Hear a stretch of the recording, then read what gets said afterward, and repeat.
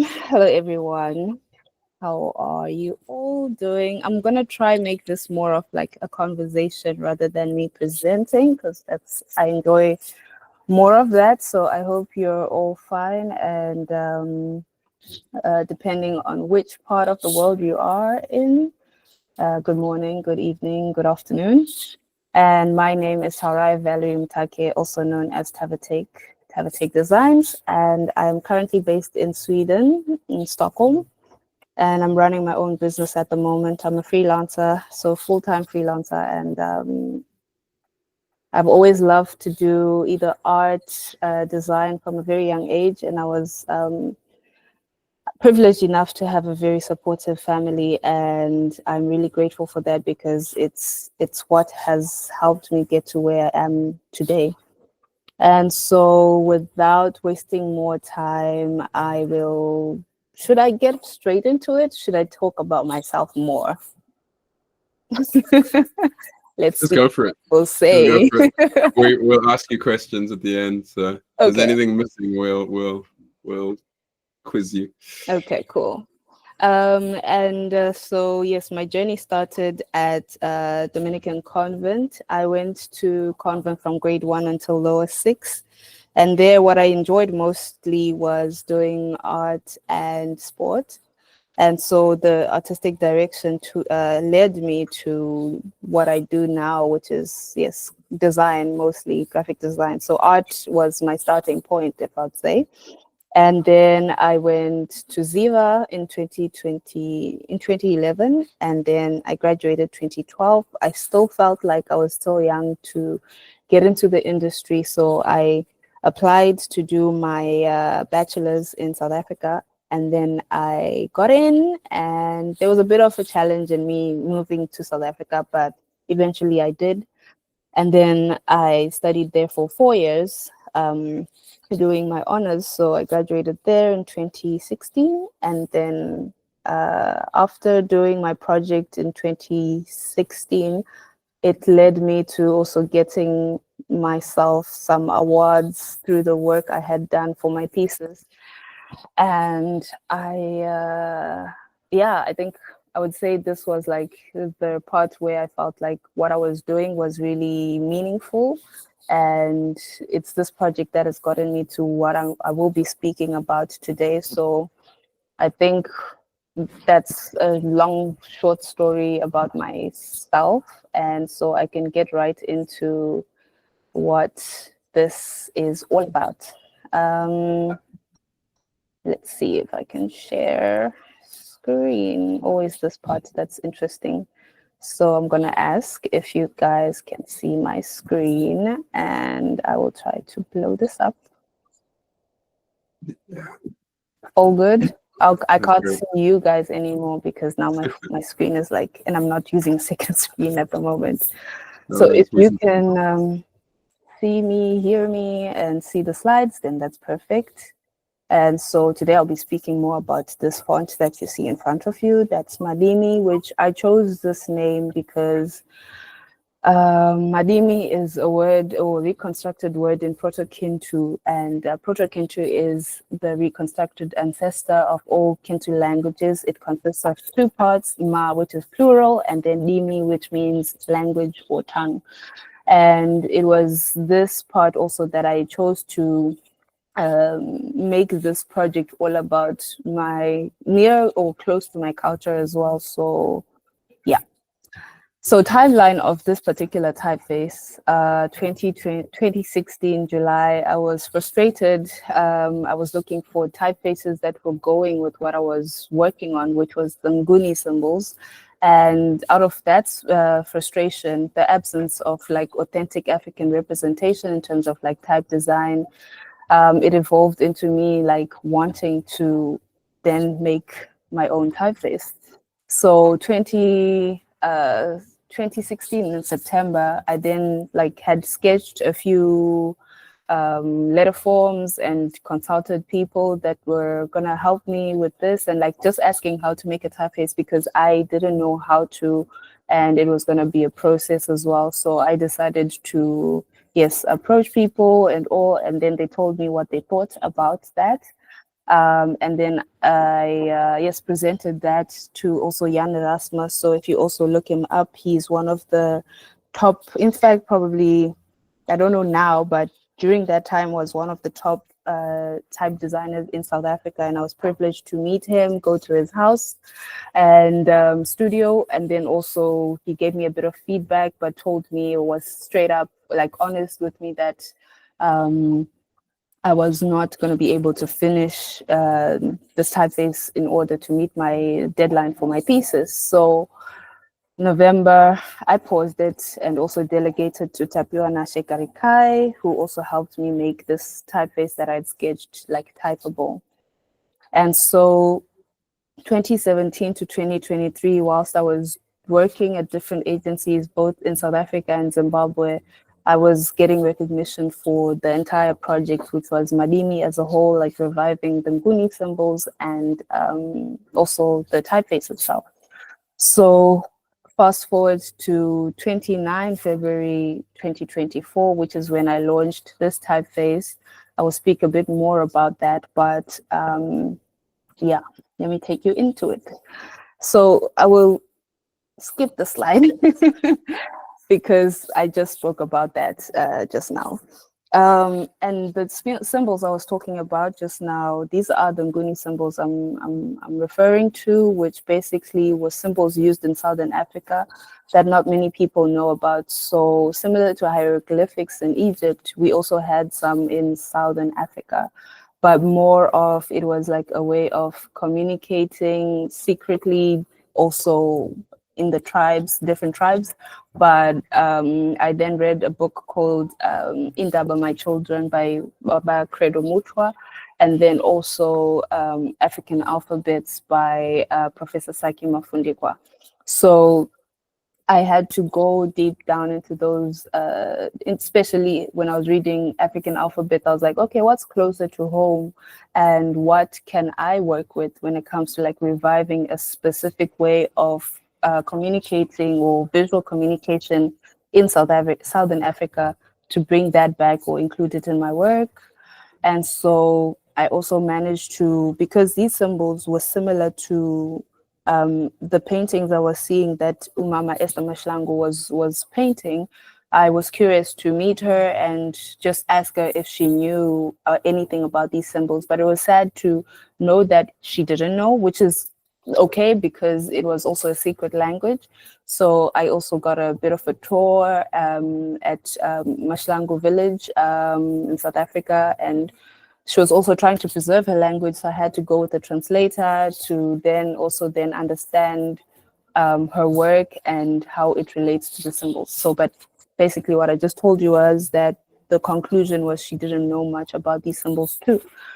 And so I then, fast forward, I managed to create a board game called Madimi, which basically also tried to revive games that I used to play as a child, but I have nieces and nephews that are around the world.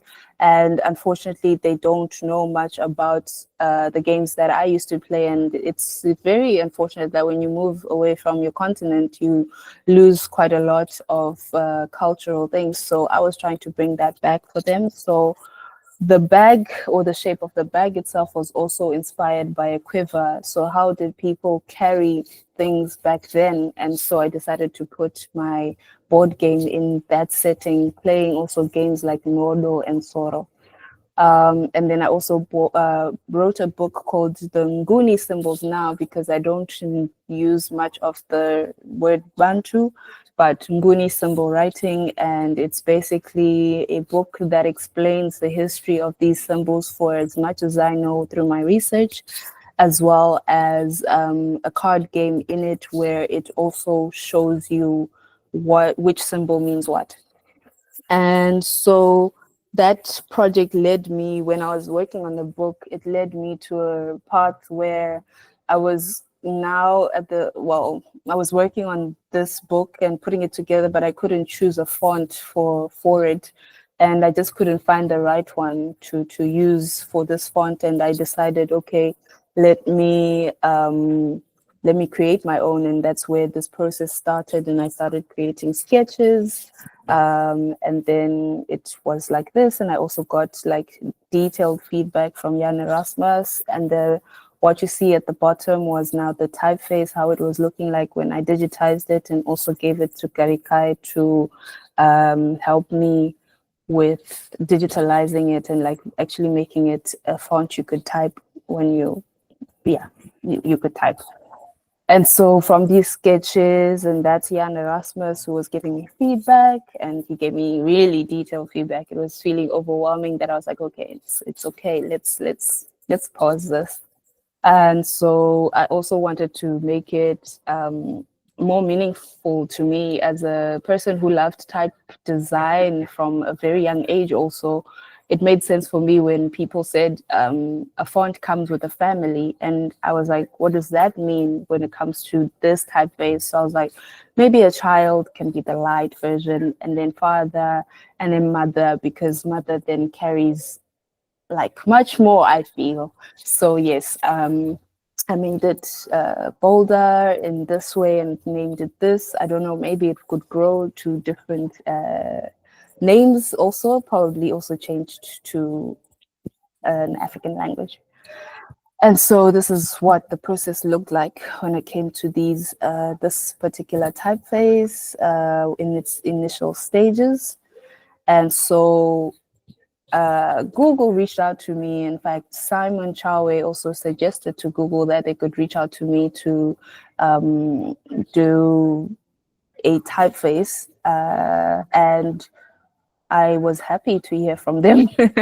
And so okay, I'll speak a little more about this part where Google approached me and they said what they said, and I was happy to hear from them. And I was like, yeah, I've had a typeface that I've like put aside for a while, and I just think this is the opportunity to bring it, because when they approached me, it was more like, do you want to do or create a typeface from scratch? And I was like, I have one already.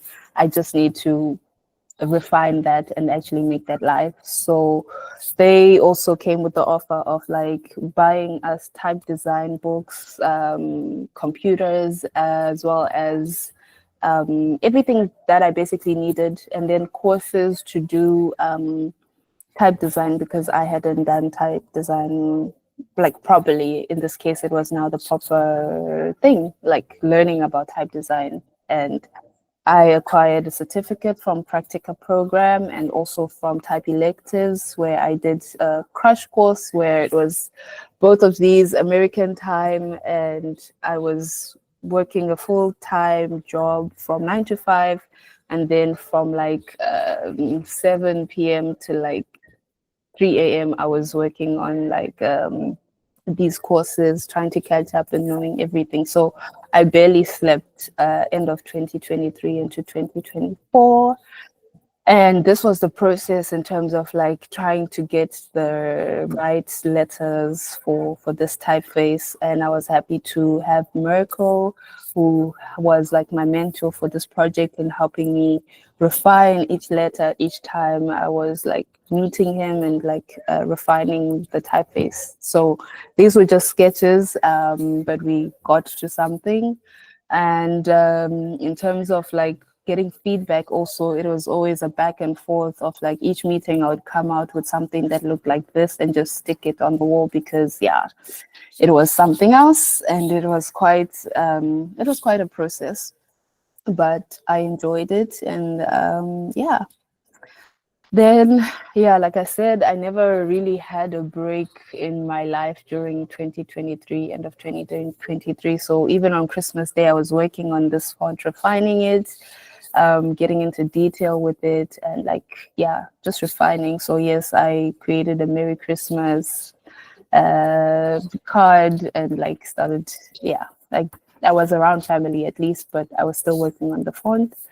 And yes, proofs were a very important part of it, because I had to be making sure that the spaces are right and everything. Even up until now, I still feel like there's things that could have been done better, but we're here now, and I am learning to love it each day. But hopefully there'll be a second version of it, or like refined version of this.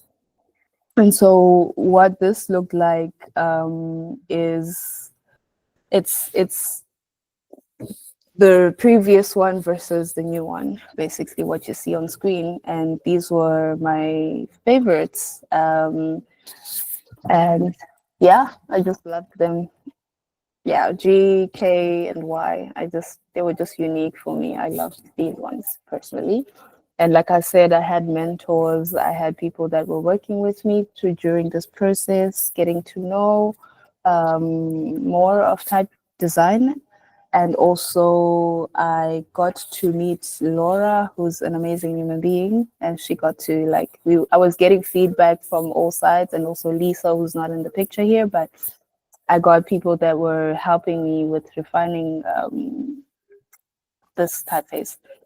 And so in the end, it looked like it's, even up until now, it looks like this. There are definitely some glyphs that I feel like are gonna be necessary to,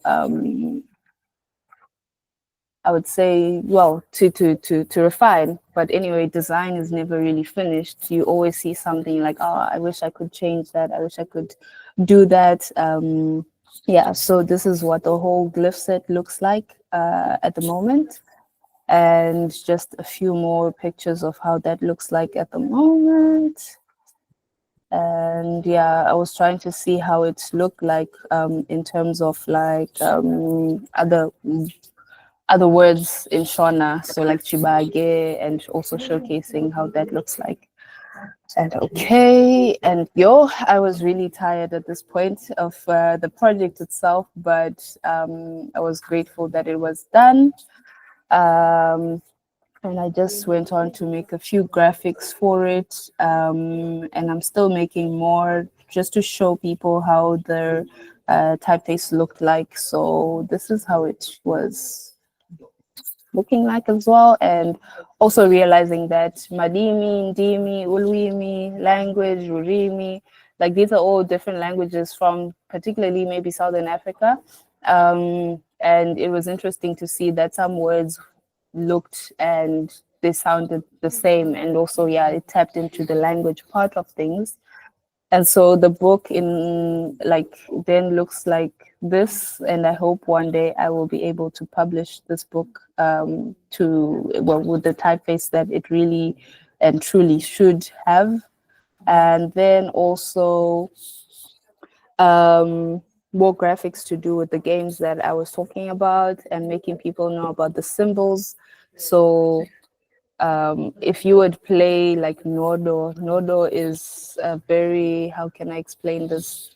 It's a very good game that I think helped me manage, I wouldn't say time, but like those skills that you need as a child to quickly move and like be clever about it. So for this game, if you win specific points, you then get to pick a card, and then you get to show people what it's like, and they have to guess what it is. And then in the end, you say what the actual symbol means, and it's in Ndebele, Shona, and English translations. So as of 8 April this year, because I also love numbers, but I'm not very good at them, I was very intrigued to see that these were the numbers by between April last year and April this year, and also seeing what that was like 21 April. So there was quite a huge number between when it was 8 April and 21 April. So it's interesting to see that people view and then also down some. I don't get to see how many have downloaded it, I think, but I get to see also, according to Google Analytics, how many people have also used the font on their websites. And so there's much more for this side. I mean, for this slide, a lot of people have used this typeface as well. So I'm grateful that I have friends and people that find this typeface very cute and like to use it in their work. It's interesting to see how it's evolving. And I was also privileged enough to see and grateful enough to see Nambi, the book, which basically was created by Chaksta Studio in Copenhagen. And they tagged me when they posted about this, that they used the typeface in here. And then I got to meet them like a few weeks later. So that was amazing. And it's a very good project. You should check it out. And that brings me to the end of my presentation, which basically was supposed to be 10 minutes, but I don't know how much I took. But yeah. This is it. And you're welcome to follow me on Instagram, Facebook, LinkedIn. We can connect. I can talk more about other projects. And yeah, thank you guys for having me here today. Thank you. That was perfect. That was the perfect length. Awesome. Thank you. Amazing. I guess a quick question. Yes. Before I open up to everyone else, what's next now that this font is okay? Let me come back and finished for now. Everyone also. What's next? That's a good question. I honestly, okay, how do I answer this one? Okay, what's next is, okay, wait, let me ask this. Is this question in relation to what's next for this typeface, or what's next in general as a... I suppose take it whichever way you... Whichever way, okay. So for the typeface itself, we hope that we get a budget to extend Madimi 1 to many more, like, because right now it's not a variable font. And what I mean by that is it's just a bold version of it. So there's no light, there's no medium, there's no mother, child. Yes. So I hope that sometime this year or next year, we get to finish Madimi and do Madimi 2, Madimi 3 in this case. And then what's next in my life right now as a designer, I recently got just granted to work for another year here in Sweden as a freelance designer, like running my own business. Thank you. Which has been quite a stressful process, but I'm grateful that I'm here now, able to run this and be an entrepreneur, which is quite an interesting path, I would say. It's not the easiest, but I'm grateful that I'm experiencing it and running with it basically. And so I'm basically looking for graphic design clients, brand identity, type design clients, and that's all I'm actually allowed to be doing here. So yeah, selling art as well and paintings, getting back into the zone of it all. So that's, hopefully that answers more of the question that you asked. Yeah, that's great. Yeah, that's really exciting. I'm going to open it up to everyone else. If anyone has a question, do you want to raise your hand? Oh, there's a question from Wadzi in the chat. How can we as UI designers utilize more Afrocentric elements in our work? Representative typefaces like Madimi are a good start, but what more can we do?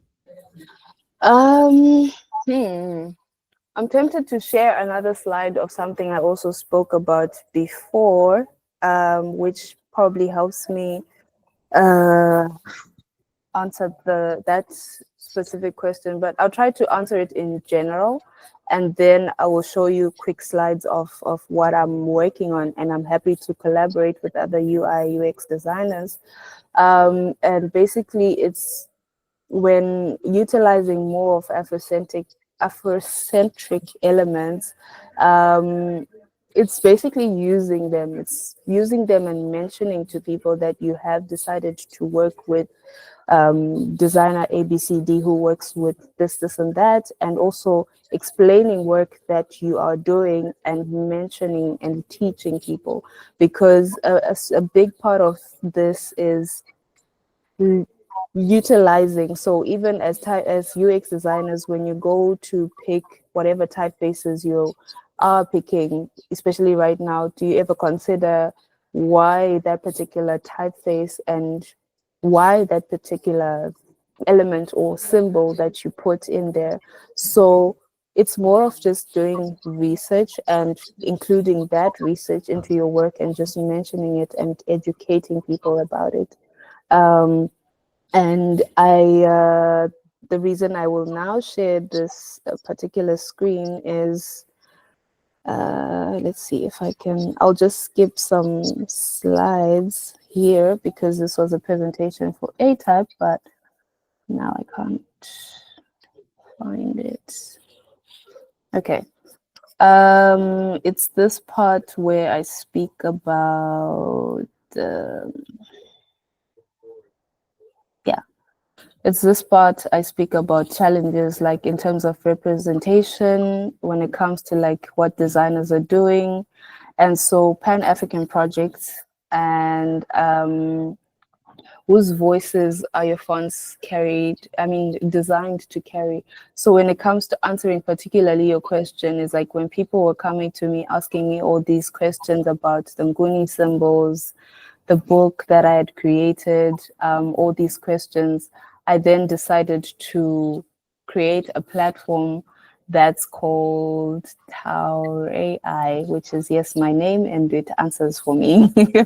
But I'm still working on it. And Taurai is, or Taurai, but AI, I hope you get that, is basically when you're a designer creating something that is in quote unquote African, it then helps you create things like this. So when I was working on a brand identity for Tandi, where she mentioned what she wanted to include in her brand identity, and then I merged these two symbols, and then I made this particular logo using these symbols and trying to get an understanding of how to merge that. So when let's say you type in Tower AI and like you want a symbol of hope in Adingra symbols or a symbol of peace in Guni languages, you type that and you see how they look like, and then you're able to like sketch a logo from that.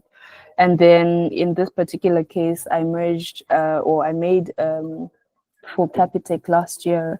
They wanted a platform for artists and they were going to launch an event. And I took the symbol, it's a Nguni symbol, and then I tweaked it and also made that come together when it comes to like a brand identity for Handmade Africa. So how that merges the two. And basically, yeah, the future is ancestral, and that the future of typography is multilingual, multi-script, and multi-rooted. As designers, we must create not just for today's audience, but for today's memory. And this applies not only to type designers, but UX designers. Yeah. So I hope that answers your question, Wati. That's awesome. Thanks, Taurai. There is another question here from Danielson saying, can you please give a breakdown on how you get to publish your typeface on Google Fonts? What do they look for when approving your typeface, the back and forth process? So maybe just a bit more details on that. Yeah. Okay, so during the process of this, so like I had said, I had been approached by them, and I got a contract, and there was, I think, about 10 of us African type designers. And basically, like I said, it was more of, we were all approached to do this work through them seeing part of the work we've done in the past. And then they also told us what that entailed. So I know a few designers that refused to get on board. But basically the contract was that you would have your typeface designed, and then it is now in the hands of Google, and it would be free on Google. And when your contract ends, that's basically, it means the money you got for it, that's it. It doesn't matter how many downloads you get. You don't get paid for each download or anything. And so how it then got from when I finished designing to when it was published, I was working with Mirko, and he was doing the technical parts of it, as well as I think there was Raphael, who was included in the back end of now uploading all these typefaces. And so all you needed to do was always make sure your GitHub was updated, which I still struggle with when it comes to like working on GitHub, but it's an amazing tool. So each time I published something, it was all done through GitHub and Font Bakery, and they would then in the end publish it for you. So it was done through that process, and came to a part where we're like, okay, it's approved. And it was a back and forth with Thomas Finney, amazing person as well, who then looked into the back and forth of things and then finally said, okay, we are now going live. And we went live. And that was basically the process. So did you just like receive an email from Google? Yes. What did you think? Like, is this for real or? Yeah, it was sort of like a moment where I felt like, am I dreaming or what's happening here? But then also at the same time, after I'd received that, I'm like, when this project started, fair enough, I wanted it to be what it is now. So I would say I manifested it during that time, and also, yes, kept on hoping that this kind of work, or more of typefaces that are made by Africans, reach a larger audience. And basically that's what this platform was now. It's giving my fonts to be used by the world, and also I think the same for other designers as well, but also contributing to the type design industry through where we come from and our cultures. Amazing. Yeah, I imagine there's like a bit of tension there of like putting this thing out for free versus getting, I suppose they paid you to develop it, but there's like no royalties afterwards. But in some ways it kind of speaks to what you're saying about like creating culture. Like sometimes you got to do that for free, I guess, or it's like priceless. I would say to some extent, yeah, for sure, it is quite yeah, there's a bit of friction there, but for me it was more of, this has been a dream project, and more projects are gonna come, and basically this is my starting point. Let me put this typeface out there, and it will also open doors for me, which it did. I was able to go to Copenhagen to A-Type to speak about this on a stage, and also more about educating people, because a lot of times, even here in Sweden, I still meet people that think Africa is just one country and not like what it is, what we all know it as. And I'm like, this is basic knowledge. It's also on the internet, but we constantly have to keep educating people about these things, which is annoying, but yeah, I can only do it also through design mostly, and also being patient with like myself in explaining to people what certain things are and where they come from, and also understanding that not everyone knows what it is we do and speak about in general as designers. So for example, even maybe today I've mentioned about the Nguni symbols, and not many of you guys knew about it, and it's not particularly about where you come from and who you are, but again, education. So I would say I did it more for education than anything else, and spreading more of the culture. That's cool. Yeah. Has anyone else got any questions? Feel free to unmute or type in chat.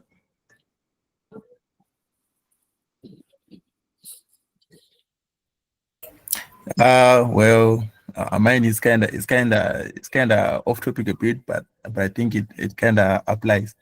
It's a question on freelancing. Like, How do you handle your marketing and stuff?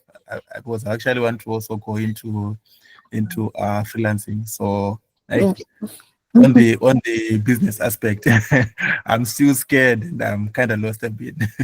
Yeah. Okay. Myself, I'm so scared too.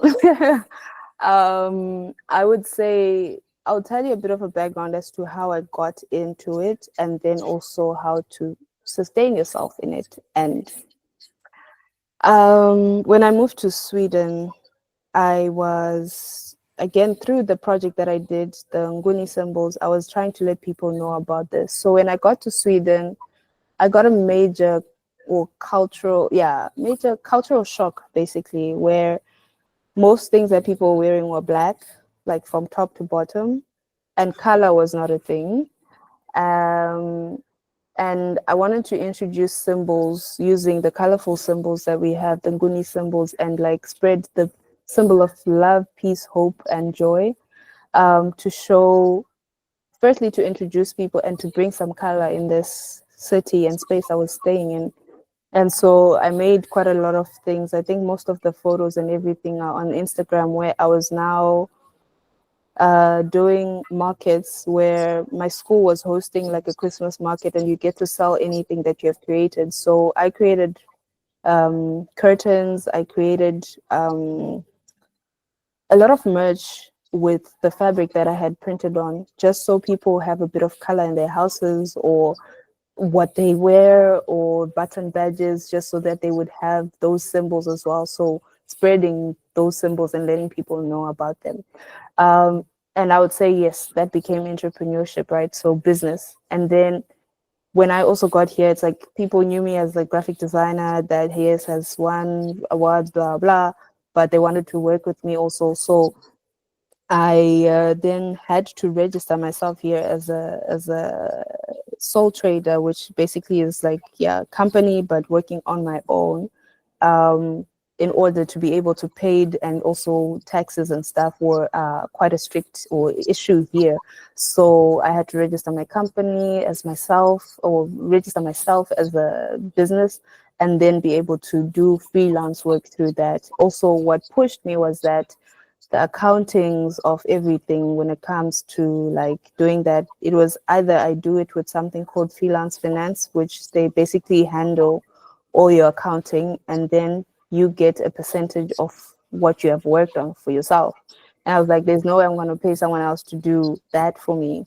And then, nah, it just didn't make sense. So yes, I was forced to register my company. And then after that, I got employed for different things. Staying in Sweden also taught me that you would have to diversify. So it was not just only design that I was working on or doing. I was in the restaurant, I was doing dishwashing, I was doing deliveries for companies. So let's say someone comes, a company, how to explain this? The delivery company, basically, I was a delivery person delivering 44 to 50 packages every night. But also that taught me that I need to make sure that I stay within my sector of things, although that made me break away from what I was used to doing. But I needed the money because rent, bills needed to be paid, basically. Who doesn't need cash? So I did all that. And after a while, I got an internship at a company that did batteries. And unfortunately, things happened in that company where they've now, yes, filed for bankruptcy and everything. But I was a designer there for 6 months. And after that internship, they couldn't take me forward. So I was forced to either now go back to Zimbabwe or continue here as my own company, and I had to choose. So choosing meant I would not be able to leave the country at that time for 26 months and just stay here waiting for a decision for my company to be approved to stay here and actually work here. So that only got approved 3 weeks ago, thank goodness. And I'm able to run my business in that way right now for at least a year now. where I have to take my marketing seriously. So coming back to your question of how do I market myself, I need to do a lot of that, especially now. I've been going to a lot of networking events here in Sweden, managing quite a few events where I'm also able to contribute as a designer, volunteering for different events where I get to meet quite a lot of people. Like the other day, I got to go to an event called Tech Arena where I met Richard Branson, and those kind of people. Like I also got to meet Stephen Butler. Like these events where you go and network and you're forced to speak to people and tell them what you do, and you have to kind of like pitch yourself within like a minute because not everyone has that time. So I'm still marketing myself and I'm still growing and I'm still trying to even find my feet as to how this business will grow, but that's where I'm at the moment. Yeah. That's amazing. Thank you. Welcome. How much kind of inbound messages and people reaching out to you has having this font created for you? Ooh, it has, to be honest, it has. I've gotten some clients from the US, some people that didn't even know me just found out about this. So Sutter Space, for example, that's in Detroit. I'm working on their brand identity using my typeface. I'm also currently working on an album cover for Ambira Group that's in Canada. But basically, at least once a month, I receive 2 requests of some good projects, I would say. However, some have a budget for it, some don't, and unfortunately, I also have bills to pay, so it's no longer education when it comes to this. It's like I have a mouth to feed, I have rent to pay, and stuff like that. So yeah, I've had people that were able to reach out to me after the release of this font. It's incredible. Great. Any other questions from folks?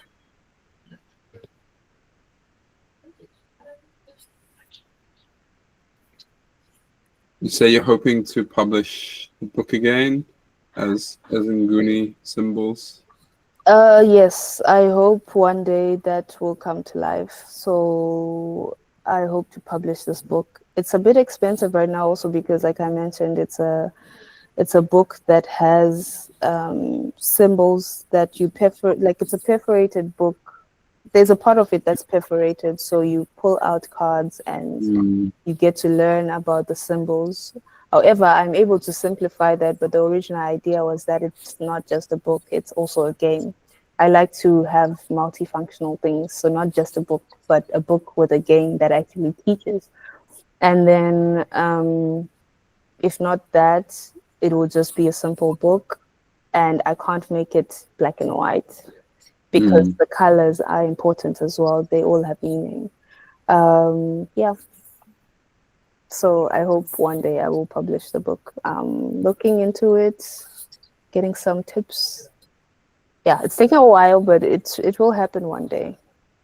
Yeah, definitely. Let us know when it's coming. I'm sure you will. Sorry?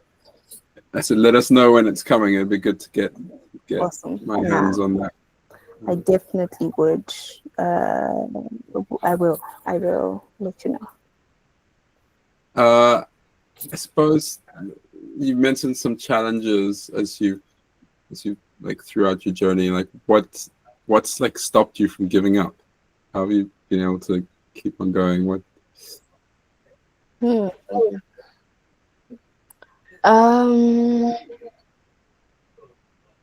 I think the fact that I was passionate about art and design from a young age. So I generally was not, it was a path that I naturally got into and became a part of my life. And then things like when I would travel with my family, because we used to travel a lot when I was a child, and we would go to like Great Zimbabwe, especially Great Zimbabwe. We went there several times because my dad worked there mostly sometimes. And also Victoria Falls and all these places that would go, Kariba and stuff. So I would be that child that's liking to collect what artists are doing out there and put that information together somehow. And for me, it has just been a natural path where I'm just like, I think I love doing whatever this is. So initially, I didn't know it was graphic design. I just knew it as I like to put things together, especially for artists. So there was that. And then when it came to this, like where I'm at now, what has made me not give up? Like, okay, drop this and do something else. I feel like I've already done so much not to give up, and it has become a part of me. So in whatever I like to do, I just like to educate, especially for Africans, projects for Africans by Africans and all. So I'm trying my best to stay in that path of preserving culture, because as I am, yes, Taurai Shona and everything, but my nieces don't know. And when my niece and nephew, when they move to the countries we've all now had to move to because of obviously the situation back home, it's like we're losing a lot from stepping outside of our own countries. And how then do we make this information accessible to us? And as a designer, what's my task and what can I do? So yeah, I just like to continue preserving culture, playing tennis, and staying sane. Well, we really appreciate you. Thank you for continuing. It's really great. Yeah, this has been amazing, Taurai. Thank you so much. Thank you for having me here. We've got you as part of our community, so whenever you get a bit of spare time, come drop some wisdom on us. Okay, thank you so much. I only have one request, which is I'm really looking for AI. Assistance from UX UI designers to create this platform called Taurai. Yeah, answer all these questions. Yeah. And it will be nice to. I've been requested to come and pitch this in front of investors in September this year, where I need to go with an MVP, but I don't have that, and that's happening in Portugal or Spain, I think. But I don't have the MVP, so I'm in search of that. Yeah, well, definitely. I'm sure there's one in our community who would be really excited to collaborate with you. So put that out there. That would be great. I'm excited to see how that grows too. Cool.